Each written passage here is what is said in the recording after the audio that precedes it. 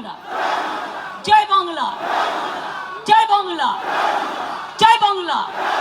বাংলার মানুষ মমতা দিদির দিকেই তাকিয়ে আছে। মমতা দিদির জন্য লড়াই করতে আমি প্রস্তুত আছি, কিন্তু দিদিকেও বুঝতে হবে বাস্তবটা কি।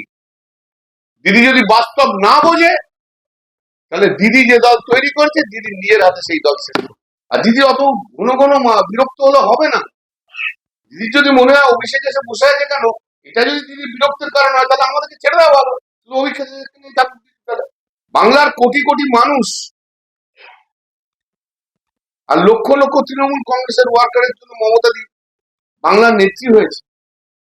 কোন রক্তের সম্পর্কের লোকের জন্য বাংলার নেত্রী হননি। আর যদি অভিষেক করে, তাহলে প্রবলেম হয়ে যাচ্ছে আমাদের। আমি ওই 80 জনের মতো আর 20 জনের মতো নয়। আর দিদি এমনি এমনি করে ঘড়ি দেখালি হয়ে যাবে। 1 ঘন্টা ধরে বলছি, 1 ঘন্টা ধরে বলছি, মেনে নেবো আমি দিদিকে ভালোবাসি, দিদিকে শ্রদ্ধা করি, দিদির জন্য সবকিছু করতে রাজি আছি, কিন্তু দিদিকেও রিজনেবল হতে হবে।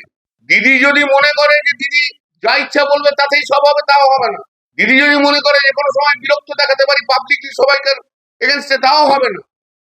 আর দিদি যদি মনে করে অভিষেক আর ডেরেক যা বলবে তাই চলবে, তাতেও হবে না। যে লড়াই করে তাকে স্বীকৃতি দিতে হয়, সর্বসমক্ষে সেই স্বীকৃতি দিতে হবে। নেত্রীর সুসময়ের সময় আমি দূরে, নেত্রীর দুঃখের সময় আমি কাছে। যেই নেত্রী দেখলো অপূর্ব ভিড় হয়ে গেছে, সঙ্গে সঙ্গে বিরক্ত প্রকাশ আরম্ভ করলো, সেই একই থিওরি দিদির আরম্ভ হয়ে গেল।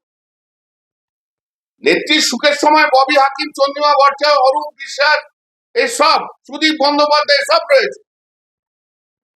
নেত্রীর খারাপ সময় তো আমি একা রয়েছি। আরজি করের সময় দলের মধ্যে কোন নেতা মমতা দিদি চিফ মিনিস্টার থেকে সরাতে চেয়েছিল? এটা সত্য, এটা বাস্তব। সে বাস্তবকে যদি না মানতে হয়, সেদিনকে আমি আর কুণাল দিদির পাশে ছিলাম, আর কেউ ছিল না।